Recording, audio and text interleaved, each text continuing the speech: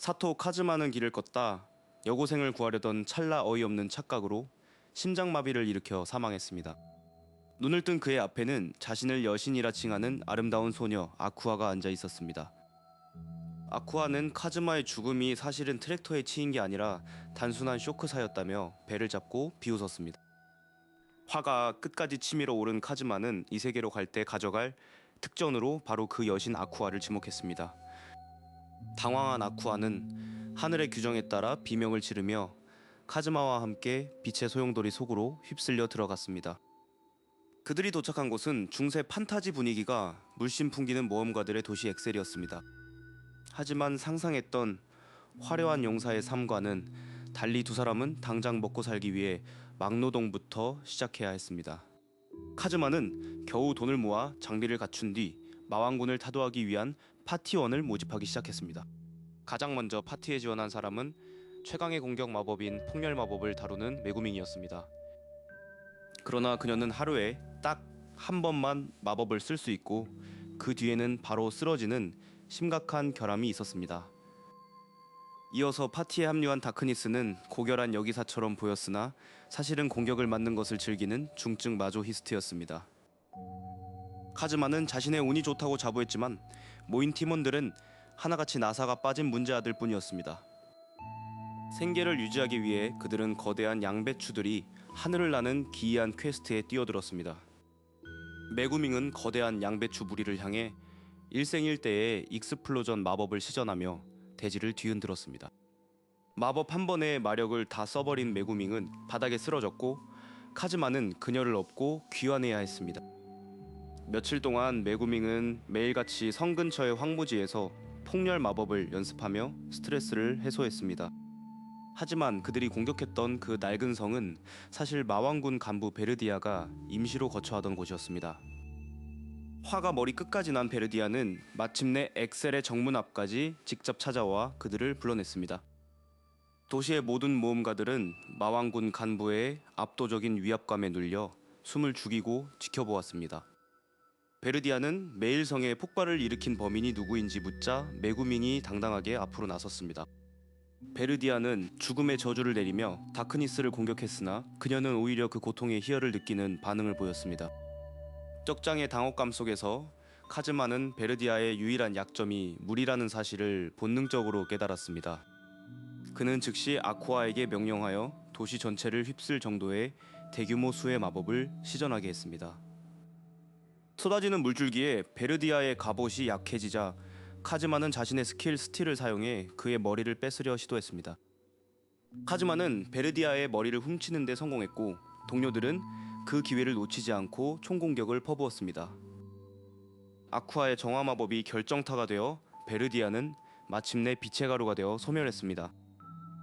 첫 마왕군 간부 처치라는 대업을 달성한 카즈마 일행은 엄청난 현상금을 기대하며 기뻐했습니다. 하지만 다음 날 길드에서 전해진 소식은 보상금이 아니라 도시 파괴에 따른 막대한 수리비 청구서였습니다. 아쿠아의 마법으로 성벽이 무너지고 마을이 침수된 탓에 그들은 오히려 빚더미에 앉게 된 것입니다. 그래도 카즈마는 이 한심한 동료들과 함께라면 어떻게든 살아남을 수 있을 거라는 묘한 확신을 가졌습니다. 며칠 후 평화로운 일상을 보내던 그들에게 왕국에서 온 특별 조사관들이 찾아왔습니다. 그들은 베르디아와의 전투 당시 발생한 폭발 마법이 영주의 저택을 파괴했다는 혐의를 제기했습니다. 카즈마는 단순한 사고였다고 변명했지만 조사관들은 그의 말을 듣지 않고 수갑을 꺼내 들었습니다. 아쿠아는 자신이 여신이라며 소리쳤지만 조사관들은 그녀를 미친 사람 취급하며 무시했습니다. 다크니스는 카즈마의 결백을 주장하기 위해 자신의 가문 문장이 새겨진 펜던트를 꺼내 보였습니다. 그녀가 대귀족 더스티네스 가문의 영예라는 사실이 밝혀지자 현장의 분위기는 급격히 얼어붙었습니다. 하지만 국가전복제라는 중죄 앞에서는 귀족의 신분조차 완벽한 방패가 되어주지 못했습니다. 카즈마는 차가운 지하 감옥으로 끌려가며 자신의 이세계 생활이 이렇게 끝나는 것인지 절망했습니다.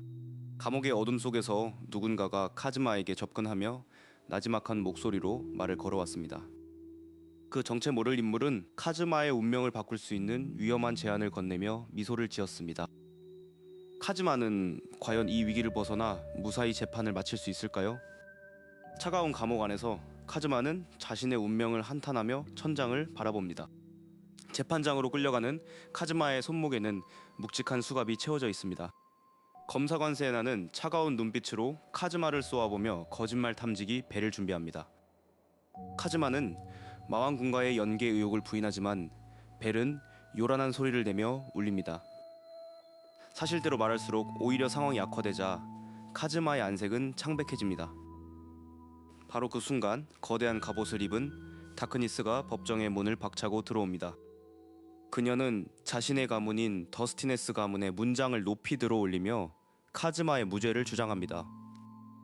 다크니스는 영주 알다프에게 카즈마를 석방하는 대가로 끔찍한 제안을 수락합니다. 카즈마는 자유를 얻었지만 다크니스가 짊어진 짐을 보며 마음이 무거워집니다. 빚을 갚고 상황을 바로잡기 위해 카즈마는 새로운 퀘스트를 찾아 길드에 방문합니다. 최근 마을 근처 던전에서 기이한 마력 반응이 감지되었다는 소문이 들려옵니다. 카즈마는 아쿠아와 함께 소문의 진상을 파악하기 위해 깊은 지하 던전으로 향합니다. 던전 내부는 습하고 어두우며 기분 나쁜 웃음소리가 벽을 타고 울려 퍼집니다.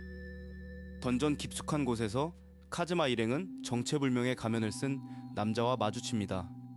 남자는 자신을 지옥의 공작이자 모든 것을 꿰뚫어보는 악마 바닐이라 소개합니다. 아쿠아는 사악한 기운을 느끼고 다짜고짜 정화 마법을 퍼붓기 시작합니다. 바닐은 여신의 마법을 가볍게 피하며 인간들의 부정적인 감정을 비웃습니다.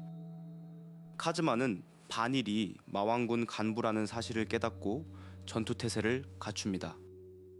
바닐은 자신의 몸을 흙으로 만든 분신들로 나누어 일행을 포위합니다. 다크니스는 동료들을 지키기 위해 적의 공격을 온몸으로 받아내며 돌격합니다. 그녀는 고통을 느끼면서도 이상하게 기뻐하는 표정을 지어 카즈마를 당황하게 만듭니다.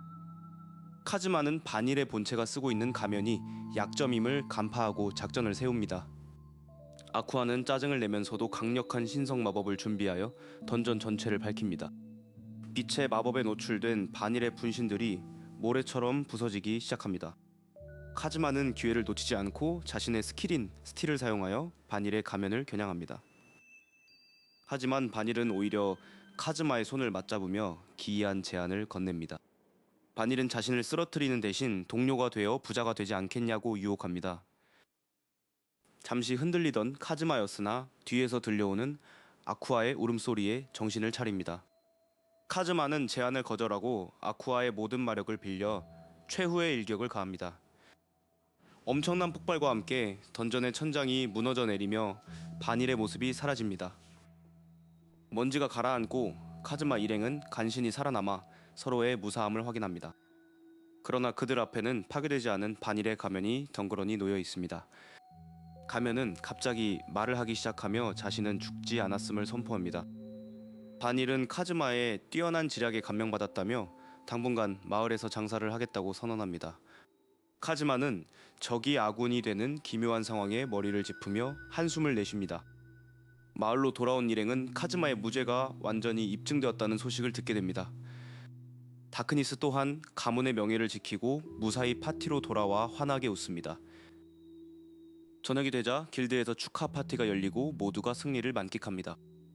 하지만 카즈마는 아직 정산되지 않은 엄청난 양의 수리비 청구서를 받게 됩니다. 이때 아쿠아가 들고 온 새로운 전단지에는 온천 마을로의 초대장이 적혀 있었습니다. 하지만 그 초대장 뒤편에는 읽을 수 없는 검은 얼룩과 불길한 기운이 서려 있습니다. 과연 온천 마을로 떠나는 이번 여행은 평화로운 힐링이 될 수 있을까요? 카즈마 일행은 드디어 30억 원이라는 엄청난 현상금을 챙길 기회를 잡고 온천 마을 알칸레티아로 향합니다. 아쿠아는 자신의 열렬한 신도들이 모여 사는 본거지로 간다는 사실에 들떠 콧노래를 부릅니다. 하지만 마을 입구에 도착하자마자 마주한 광경은 그들이 상상했던 평화로운 온천 휴양지가 아니었습니다. 아쿠시즈 교도들의 광기 어린 포교 활동은 카즈마를 경악하게 만들기에 충분했습니다. 마을 곳곳에서 온천물이 오염되고 있다는 흉흉한 소문이 돌기 시작합니다. 카즈마는 이 모든 현상의 배후에 마왕군 간부가 숨어 있음을 직감합니다. 드디어 정체를 드러낸 마왕군 간부 한스는 온천의 원천을 완전히 오염시키려 합니다. 한스는 거대한 맹독 슬라임으로 변신하여 카즈마 일행을 위협하기 시작합니다. 카즈마는 무모해 보이는 공격을 지시하며 동료들과 함께 정면 승부에 나섭니다. 다크니스는 한스의 강력한 독공격을 자신의 몸으로 직접 받아내며 시간을 법니다. 메구밍은 단 한 번의 폭렬 마법을 위해 모든 마력을 집중시키기 시작합니다. 하지만 가장 중요한 열쇠는 바로 물의 여신인 아쿠아의 정화 능력이었습니다. 한스는 아쿠아의 신성한 기운에 고통스러워하며 필사적으로 저항합니다. 아쿠아는 평소의 어리숙한 모습은 온데간데 없이 진지한 표정으로 기도를 올립니다. 그녀의 손끝에서 시작된 거대한 정화의 물결이 온 동굴을 뒤덮습니다. 메구밍의 익스플로전 마법이 한스의 심장부를 정확히 타격하여 대폭발을 일으킵니다. 연기가 걷히자 오염되었던 온천물은 다시 투명하고 깨끗한 빛을 되찾았습니다. 모든 힘을 쏟아부은 아쿠아는 바닥에 주저앉아 거친 숨을 몰아쉽니다. 카즈마는 평소답지 않게 멋진 활약을 펼친 아쿠아에게 다가가 머리를 쓰다듬어 줍니다. 그러나 감동도 잠시, 아쿠아가 온천물 전체를 너무 정화한 나머지 그냥 맹물로 만들어버렸다는 사실을 깨닫습니다. 온천의 가치를 잃어버린 마을 사람들로부터 카즈마 일행은 도망치듯 마을을 떠나야 했습니다. 결국 기대했던 30억 원의 현상금은 마을 복구 비용으로 모두 날아가 버리고 말았습니다. 아쿠아는 자신이 마을을 구했다며 여전히 당당하게 가슴을 펴고 걷습니다. 카즈마는 그런 아쿠아의 뒷모습을 보며 깊은 한숨을 내뱉고 맙니다. 비록 돈은 벌지 못했지만 그들은 또 하나의 거대한 위협으로부터 이 세계를 지켜냈습니다. 마을로 돌아온 그들을 반겨주는 것은 따뜻한 길드의 음식과 동료들의 시끌벅적한 소리였습니다. 카즈마는 이 어처구니 없는 동료들과의 삶이 생각보다 나쁘지 않다고 느낍니다. 아쿠아는 다시 술을 주문하며 카즈마에게 돈을 빌려달라고 조르기 시작합니다. 카즈마는 절대 안 된다며 아쿠아의 머리를 쥐어박고 화를 냅니다. 마왕을 물리치기 위한 그들의 여정은 아직 끝나지 않았지만 이제 두려움은 없습니다. 카즈마는 마음속으로 언젠가 반드시 이 개성 강한 동료들과 함께 마왕성의 문을 두드릴 것을 다짐합니다. 밖에서 들려오는 폭발음은 메구밍이 오늘도 어김없이 연습에 매진하고 있다는 신호입니다. 다크니스는 근처에서 그 광경을 흐뭇하게 지켜보며 수련의 의지를 다집니다. 아쿠아는 어느새 취해서 테이블 위에 올라가 춤을 추며 사람들의 환호성을 자아냅니다. 이 모든 소란스러움이 카즈마에게는 이제 무엇보다 소중한 일상이 되었습니다. 현실 세계의 은둔형 외톨이였던 소녀는 이제 이 세계의 진정한 모험가로 거듭났습니다. 다음에는 또 어떤 엉뚱한 소동이 그들을 기다리고 있을까요? 분명한 것은 어떤 고난이 닥쳐도 이들은 함께 웃으며 헤쳐나갈 것이라는 사실입니다. 축복받은 이 멋진 세계에서 카즈마의 이야기는 계속해서 쓰여질 것입니다. 이상으로 좌충우돌 이 세계 생존기를 마칩니다. 우리 모두의 삶에도 이들처럼 유쾌한 축복이 가득하기를 기원합니다.